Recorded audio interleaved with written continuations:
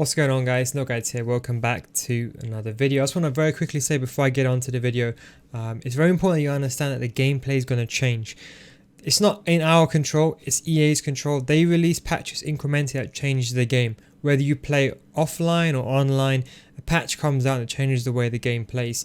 As you can see, Title Update 3 has now come out, and it's basically, Title Updates normally come out for PC first, then it releases for the console. So today is the 27th of 10th 2020, and as you can see, the patch is out and you're going to see a lot of things change. You're going to see the Elastico being nerfed, you're going to see agile dribbling being buffed, and you're going to see deflections being more overpowered. Sometimes they add a lot more stuff that's not even in this. So you might see, for example, they might increase the chances of a pass completing or shots completing, but they don't mention it in these patch notes. That's what's called silent patches.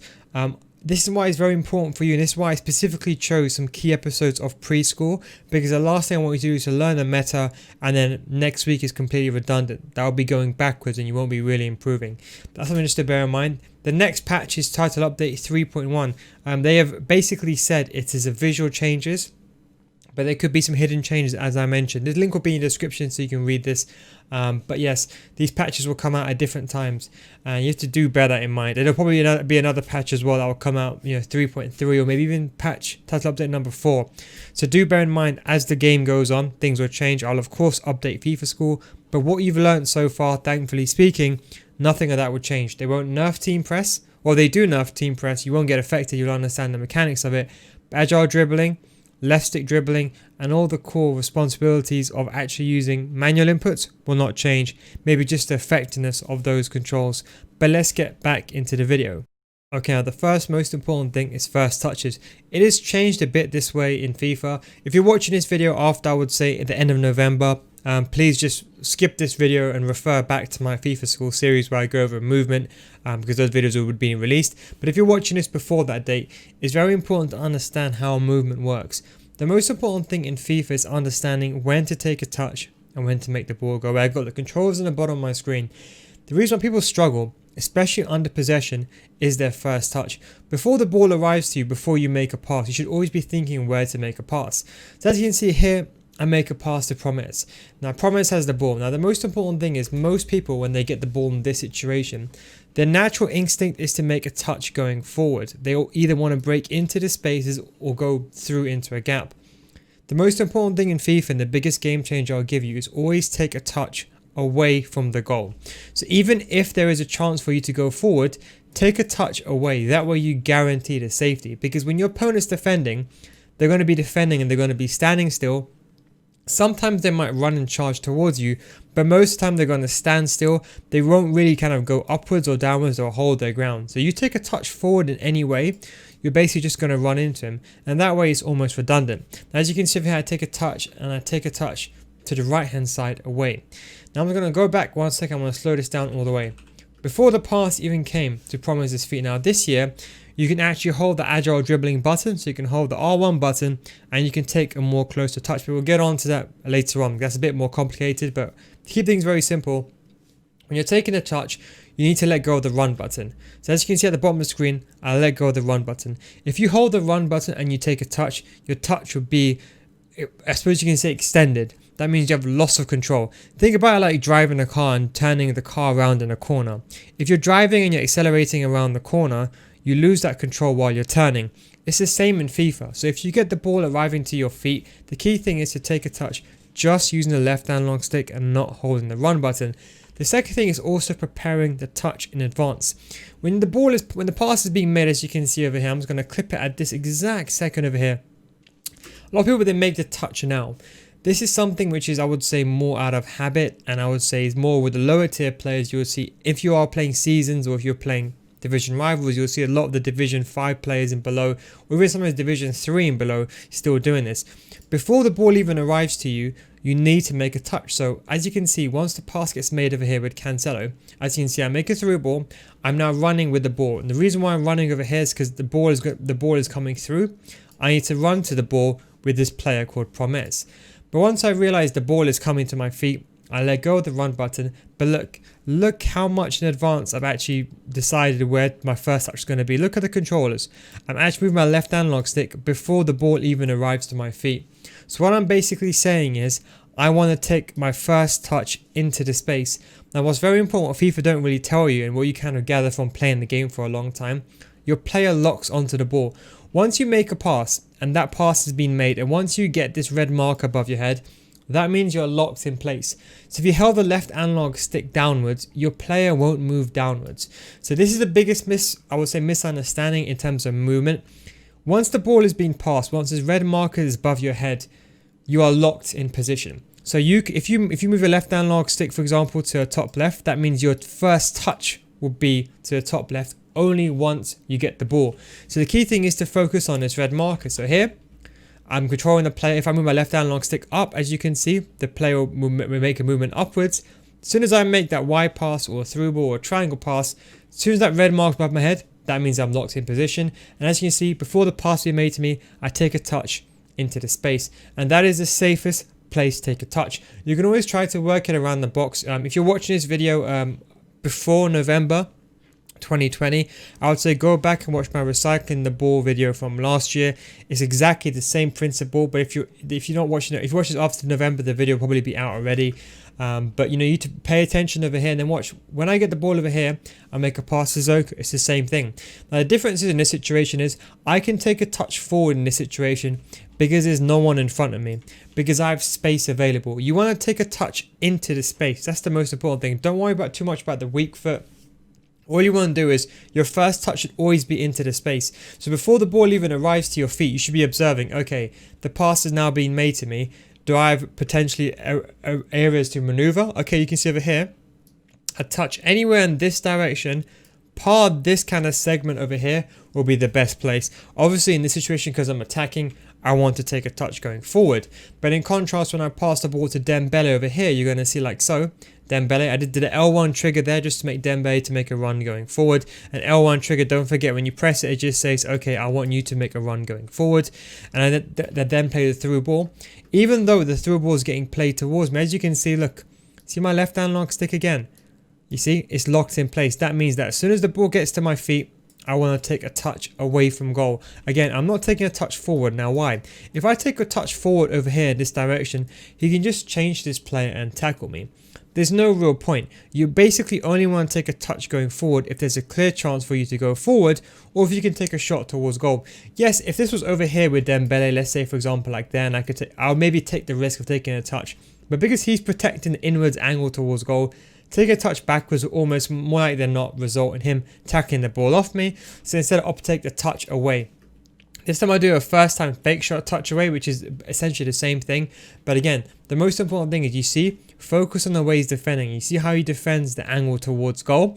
And therefore, naturally speaking, by taking a touch away, it gives you more thinking time and then it gives you time to react. So the idea is, first of all, before the ball even arrives to you, you should be analysing, okay, in a situation I knew, okay, Dembele, I knew his players behind me. So taking a touch anywhere in this vicinity would have been completely fine. Anywhere in this vicinity, but just not in this area. That way you can avoid your opponent, and that is how you retain the ball. Especially if you're under pressure or teammate contain or your opponent's using team press, that's how you can evade pressure. Now what's very important as well is who actually gives you the ball, and this defines how the first touch system works. So if for example your opponent has the ball, let's say your opponent makes a pass, your player never locks onto the ball. Your player only locks onto the ball if you made a pass. So let's say with Mbappe over here, let's say I made a pass to this player. As soon as I make the pass and the red marker then goes above this guy's head, then I can basically move my left analog stick any direction I want. And I can basically take a first touch in any direction. Why? It's because I have possession of the ball and I have complete control of the ball. In contrast, my opponent has the ball in this situation. So as you can see, when he makes the pass, my player, and ignore this by the way, my player does not auto lock onto the ball. That means you're very much manual. So a lot of people, they struggle because in possession, it's kind of like a different touch system. The game helps you out a lot because you have the ball, but after possession, it's completely manual. And that's why positioning is the most important thing in the game. You could have the best players in the game, but if you've got bad positioning, you'll always concede and you'll always lose on FIFA. As you can see over here, once the ball gets passed towards me, I try to intercept the ball over here, and as you can see, I try to read it, and as you can see, the game doesn't lock me on. Even though I think now I'll be honest, this pass over here, we're going to slow this down over here, just over here. In FIFA 20, that pass would have been intercepted, I would say 9 times out of 10. I can only presume there will be a patch that will come out to fix this, because this is a big issue in the game. As you can see, I read the pass, my player should have lunged and he should have got the ball. But as you can see, the ball ends up going past me. In this situation, you have complete manual control. You can't stop what comes towards you or what goes away. So for example, like over here, because let's just assume in a situation, because my opponent made the pass, because he made the pass with this player, he can then hold the left analog stick, just as I showed you with the Dembele example before. He can hold the left analog stick into any direction. Why? Because his player is locked on. Now don't forget, this white marker represents, is basically the same as your red marker, but it just means that your opponent is selecting this player. That means he can lock onto any direction, so you can change, but you don't lock on. So a lot of these situations over here, when your opponent gets the ball to his feet, you have to then react, and that's why it's important when your opponent gets the ball. Sometimes it's not worth, this is why I say always defend the angle towards goal, because if your opponent gets the ball and he turns you, you're always going to be on the back foot. If you defend the angle towards the ball and you let your opponent make a move, then you can react. And now what you can see over here is I'm going to let this play on, and what I do here is I do a very simple slide tackle. But what's very important is I manually did this slide tackle. This wasn't an AI. Now you see, what I could have done over here is, this is a higher tier of FIFA. Well, you'll learn this eventually as we go on. Well, that's for training programs in this FIFA school series. But what you'll realize is when the ball comes to you, a normal tackle, should I say, or you press the tackle button, or you spam the X button to get the first time pass, you only have a limited range. I would say the complete length of your foot and maybe a bit longer, and that's why I don't really teach instant tackle too much, because it's more of a gimmicky kind of thing. Focus on the core basics first. The slide tackle in contrast has a longer reach, and over here I knew that if I did a slide tackle I would win the ball, but the most important thing is I had to position myself manually to win the ball. You see that? I had to realize, okay, the ball's going into this direction, so I had to slide tackle into the ball. You see, I'm not slide tackling into where the ball is, I'm slide tackling into where the ball is going to be. It goes back to all the principles that I talk about. You have to assume that the ball is going to go somewhere, and you have to basically predict where that ball is going to be by judging it by the trajectory. As you can see over here, the trajectory is going upwards, so I slided into the ball. Now had Werner been just about over here, I wouldn't have slid, because I would probably given away a red card or would have fouled him. But you see, because I manually used the left analog stick, I controlled my centre back and I read the trajectory, and I was like, okay, he's made the pass. I see that trajectory over there. I switch to this player like so, using the L1 button. As you can see, because this marker is above my head, that is the second defender switch icon. So if I press the L1 or the LB button over here, the L1 or the LB button, that means that I'll guarantee switch that player every single time. So I press the L1 button, as you can see, switch to this guy, move my left analog stick to the top left. As you can see, I'm not locked on, so I'm not running to where the ball is, I'm running to where the ball's going to be, and that way I'm also closing off the angle towards goal, so then he can't beat me. And also if he does try to pass the ball to Sane, I'm making myself, again, fixating myself on defending the goal and blocking the angles out. And then once I do that, I'm able to then slide tackle and then make the pass. But what's very important is this is all done by manual control. There's no AI assistance in this. This is up to you to do this with timing and experience. This is another example that I wanted to show that maybe can help replicate that idea, I suppose you can say, on a more attacking front. So my opponent has the ball and he slices the ball through me with Werner. Now in all honesty, I should have ran back here with Sissoko, but I didn't want to take the risk because I thought he was going to make a through ball, so I switched to that player. But again, as soon as he took that touch, my impression wasn't to, okay, let me go get the ball off him. My impression was to slide tackle where the ball's going to be. So you can see this with my controller. So focus on the bottom of the screen over here. As you can see, the ball's coming towards me. I'm thinking of running back here with Sissoko. Ignore this as well at the bottom of the screen. I was just changing to a more defensive variation because I was winning. As soon as the pass gets played upwards, you can see I press the L1 button and I switch straight away. You see my left analog stick straight away. So as soon as I press the L1 button, I'm immediately moving. This was important as well. As soon as you switch player, you need to get into the habit of moving into a direction completely. We'll go over this in the settings, the controller settings as well. But what's the most important thing is, as soon as you switch player, you have to assume where he's going to go straight away. And this is what I'm trying to say. If you're ever in doubt, just run backwards, because that way you can recover. In all honesty, until you get to a higher tier level, you should never be aiming to the left hand side unless you're predicting where the ball's going to be. Over here, again, looking at the trajectory, I knew that Werner had the ball. I knew that Werner wasn't going to go forward because he made the pass. You see, look, I only switch players once Werner makes a pass. See that? When Werner makes a pass, then I switch players. Then I switch Cancelo, and my impression over here is, again, to cut the passing lane out. But I don't want to go completely, otherwise he can play a through ball around. And I don't want to overcommit downwards, or he can play a through ball upwards. So again, I'm just cutting it off through the middle. And as you can see here, I then slide tackle into where the ball is going to be to prevent the pass going forward. But again, this can only be achieved if I had the ability in the first place, press the L1 button, and then straight away, as soon as I press the L1 button, to then move into that direction. But watch how I move the left analog stick. You see, there's two ways you can do it. The first way is you can hold the left analog stick like this, and you can kind of rotate it around. As you can see with Cancelo, I kind of rotate my left analog stick like this, and I go like that, if that makes sense. So I kind of turn it around and I move it. The second way you can do it is flicking it. With flicking it, you have more control to make it an acute turn, but the control is not as valid. So as you can see over here, I have my left hand stick upwards. I'm going to slow this down just even more.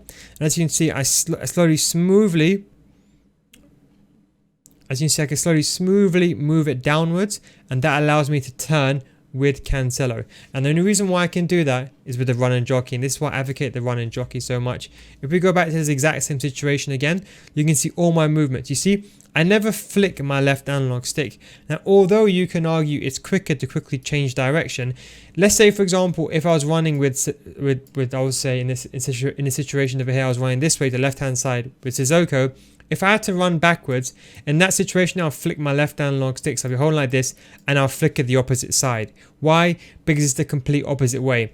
But let's say, for example, Sissoko is running upwards, I wouldn't typically flick it to the right hand side in this situation, because in that case, you might kind of have that jerking motion, and although you might get from point A to point B in the fastest possible way, sometimes you might want to, for example, curve your run like so.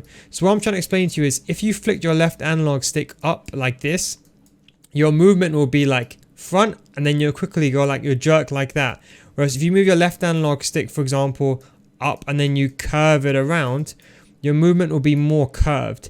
And this is important because when you're defending, you don't want to create this gap where you basically don't hold the run and jockey for a second. Remember, when you let go of the run and jockey, if you change directions too quickly, your player, they stand still, and sometimes the animation glitches out a bit. But if you move your left analog stick a bit more smoothly, as you can see over here, now watch, you see when I change player? Now watch, you see I change, watch at this split second like so, to Cancelo. Watch my left analog stick at the bottom, so I'm still running back with Sissoko now. I press the L1 button, I then change. You see I move my left analog stick upwards, and then you see once I've changed check this play over here, then watch, I smoothly transition. See, look at the bottom of the screen, I smoothly transition all the way around. So that way I'm not jerking my animation, I'm not straight away running towards the ball, and that way I have more control. So when you're using a left analog stick, practice just moving it around smoothly. Don't just start flicking it around all the time. That's a big issue that I'm finding a lot of players are making. Now, why is this very important? Because it all comes down to team press. The best way to evade team press is to make your team as wide as possible, so you can use D-pad tactics like hug the sidelines, but the most important thing is dribbling. It's keeping the ball away from your opponent. The most important thing is you cannot stop team press. It's a big issue in the game. I know this, and even the top tier pro players and players like myself, we can't stop it either because it is so overpowered. As you can see, I get the ball with Neymar here. But again, the most important thing is focus on what I do with Neymar. I take a touch away from my opponent. I keep the ball away from him. Now I made a very risky pass. Again, regular, what did I do? My first touch was away. I then make a pass upwards. And as you can see, I got the ball with Promes. I make a pass downwards where I take a touch away again. Now you see, this is the most important. This is how you hold the ball and try not to lose the ball, is by taking touches away. You see, I'm always moving my left analog stick, and I'm behind the controller, but I'm always moving my left analog stick away. The key thing is not taking a risky pass. Now as you can see over here, this is what I like to call a risky pass. Now, why do these passes happen? It's because you're not in control, you're not face the player. Obviously, the passing stats are very important here, the higher the short pass and the more successful a pass is going to be. In this situation, Dembele's got a 5-star weak foot, so there's no excuse for him to make a misuse of a pass. But the issue is I'm not really taking a touch going forward. As you can see, he kind of toe punts the ball going forward. This is to do with passing animations. This is why I say you should always take a touch, face a player with a left analog stick, then make the pass. It's extremely important, otherwise you will lose the ball like so, and you could get countered, as you can see in this clip. And as you can see from there, you end up panicking. Thankfully I read the ball up in the end, but as you can see, that's a perfect example of how you can basically try to counter team press, but there's no solution. As you can see over here, as soon as I win the ball back, look, you can see, look, he's running at me. His actual team is running at me as soon as he wins I win the ball back. As you can see, there's nowhere for me to go, and as you can see, that pass was misplaced. Why? Because I wasn't facing the player. So we're going to go back and go over this whole segment again. Okay, so first of all, we start off with at the corner. Okay, so I get the ball with Neymar. The pass is getting made. What's my first thing again? Again, I'm taking a touch away from him. I know he's going to come towards me. He needs to get the ball. I can, if I want to, also take a touch towards the corner, but I decided to go on the outside. Why? Because on the radar, there is someone just on the edge over there. So I was like, okay, you know what? If I can get the ball on the outside, take a touch away from him. That way I can pass the ball to someone on the outside. I take a touch away. I see him come towards me. Now here I'm worried that he's going to get the ball and try to slide tackle me. If he wins the ball here, I'm in trouble. So in order to avoid that, I move my left analog stick away. And this is the difference over here. When you have the ball, when you're using left stick dribbling, you can curve the left analog stick away. But if you want to do sharp changes in movement, you flick the left analog stick. So you see when I said when you're defending, of course you should sometimes flick the left analog. Let's say for example someone plays a through ball in behind. Well, of course in this situation then you flick the left. So let's say you're facing that way, then of course you flick the left analog stick to the right hand side because you need to run back as fast as you can. But if it's like a 50-50 situation, there's a chance for you to win the ball, you always curve the left analog stick. But when I have possession of the ball over here, there's no point, for example, smoothly moving my left analog stick away. I might as well just flick it the opposite way that way, because that way, as you can see, look, watch over here. See how I flicked it to the opposite side straight away? That means my first touch is going to be immediately away. If I, for example, smoothly moved it along like so, I'll get the ball and I'll be making this kind of movement. Now that's risky because he could run into me and he can tackle the ball. Whereas if I flick the left analog stick straight away before the ball even arrives to my feet, my body acts as a kind of a shield. So over here, as you can see like this, left analog stick, flick it the opposite way. As you can see, I take a touch inwards and my body acts as a shield. Now, of course, you can hold the L2 button and shield the ball even more. That way you can basically evade him from getting the ball because you basically hold him off like you do in real life. Can't think of it like putting your arm out in real life. But of course, you don't need to do that. As long as your body is there, that way you protect the ball. He cannot tackle the ball if your body is protecting it. If he tries to tackle this ball by whether that is a slide tackle or that's a normal tackle using a circle or instant hard tackle or whatever, he will tackle my feet. So the most important thing when you're protecting the ball is taking a touch away from play. Once I have the ball over here, I want to make a pass to this player like so. The most important thing is if I make a pass like this facing away, this is what I like to call a no-scope pass. If I do this, the pass will more than likely just go to his feet. Why? Because when you're playing and when you have the ball, if you make a pass, you have to face the player. We're going to give you two scenarios. Let's say, for example, like player A is over here and player B is over here. Let's just assume over here and let's just say player C is over here and player A is over here. If you're going to make a pass like this, those have the highest success rates of passing. But let's say in this situation over here, player A was facing the other way. If you make a pass to player C, that passing angle deviation zone will increase. It's what I call the deviation zone, or like to call the angle of failure.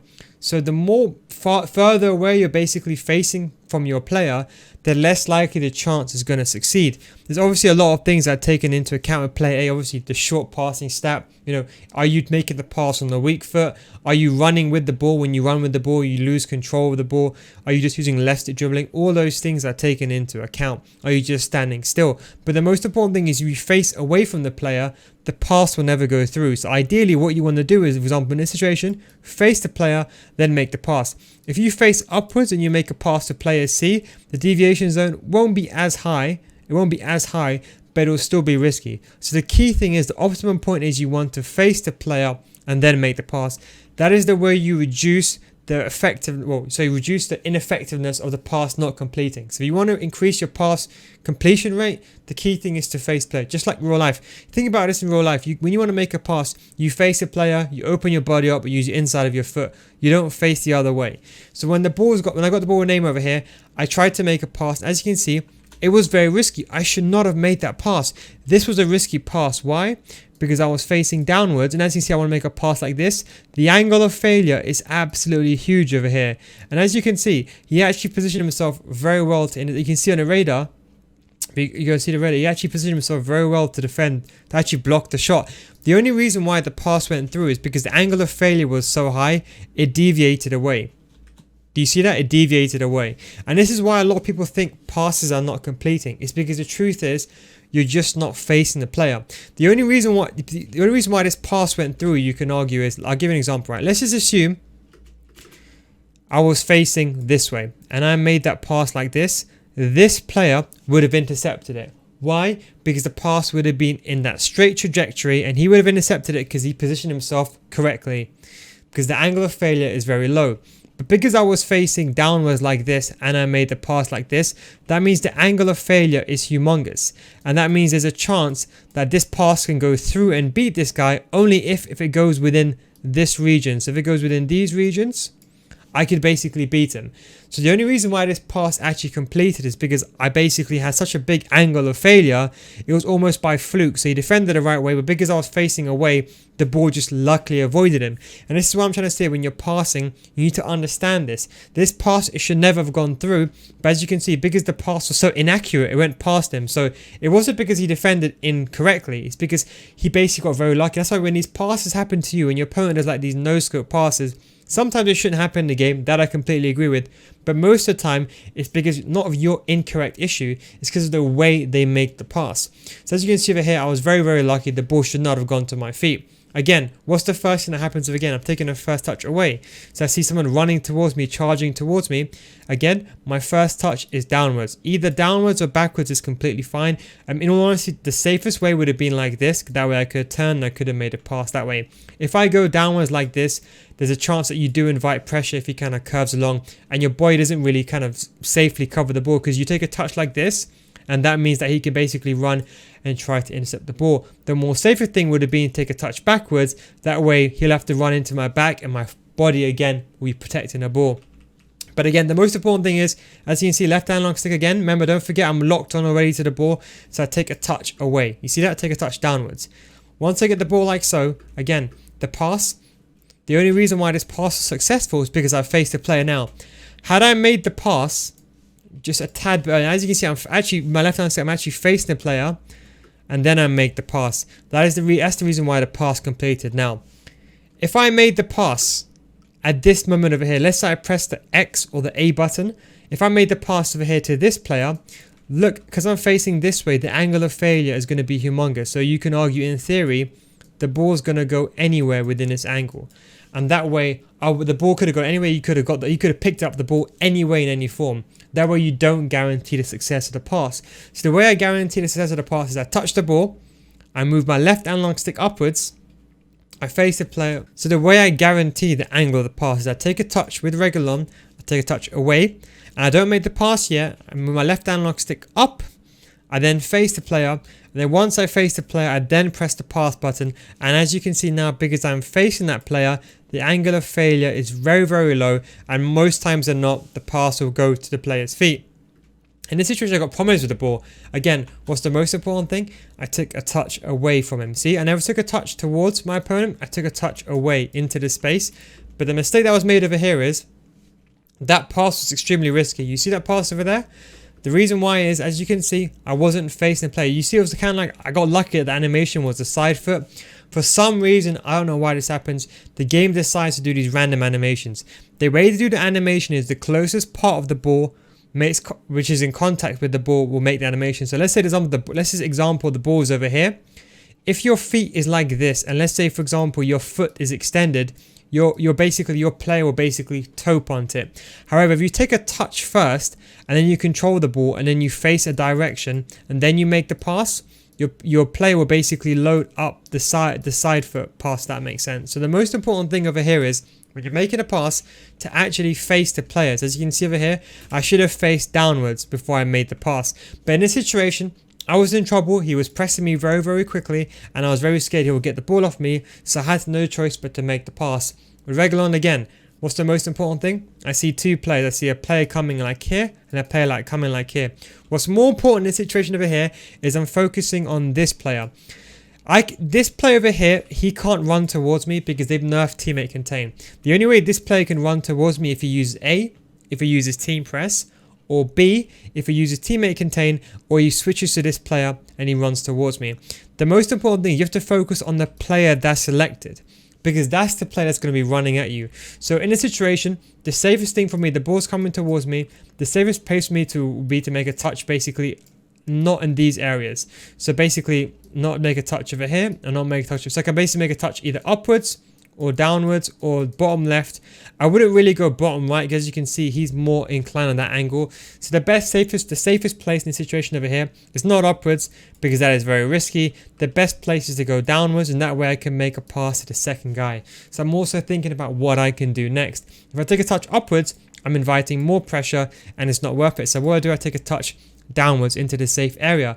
But as you can see, a very risky pass is being made. I take a touch downwards, and as you can see, I didn't control the ball. You see, I just pressed the X button straight away. I took a touch downwards, and look, before the ball even got to me, I took a slight touch and I registered pass. That is not the correct thing to do. You see that?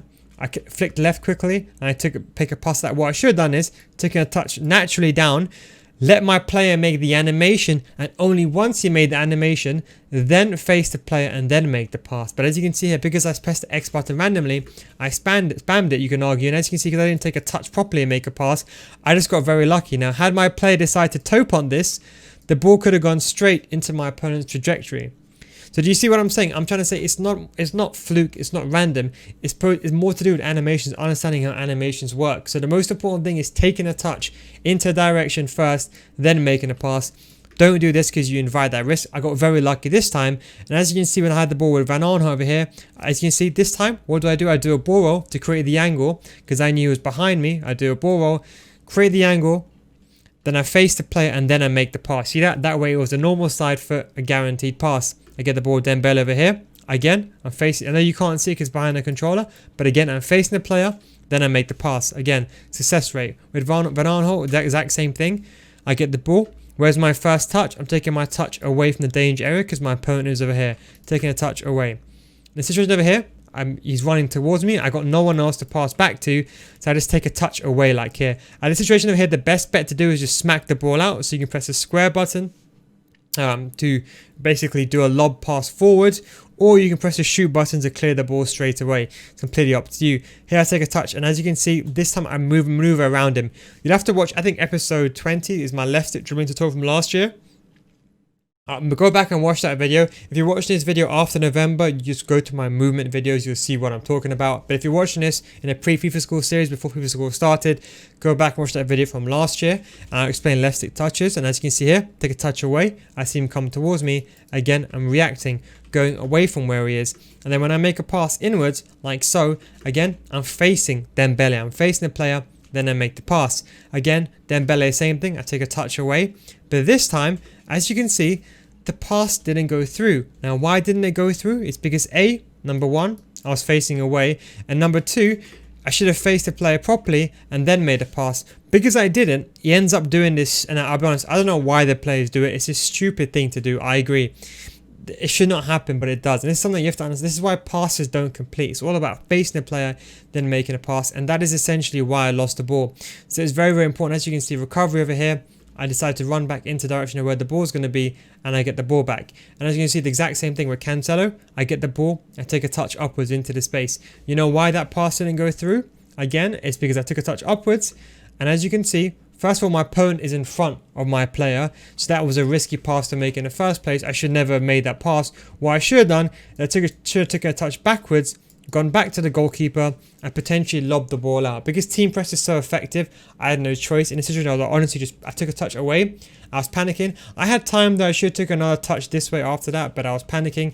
I made the pass. But again, the reason why the pass didn't complete, or it could have been a better pass if I took a touch forward, face the player, made another touch, and then make the pass. So the key thing is take a touch into direction, face the player, and then make the pass. But of course, when you're under team press, you're under pressure, and so I just lob the ball forward.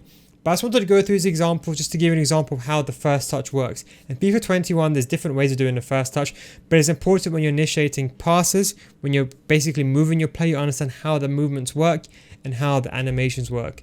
Thanks for watching, guys. Take it easy, and of course, you'll see a more elaborate series on movement coming very, very soon on the FIFA School series, where we're going to go through the basics of getting the ball, losing the ball, etc., etc. Thanks for watching, guys. Take it easy, and I'll catch you next time. Peace out.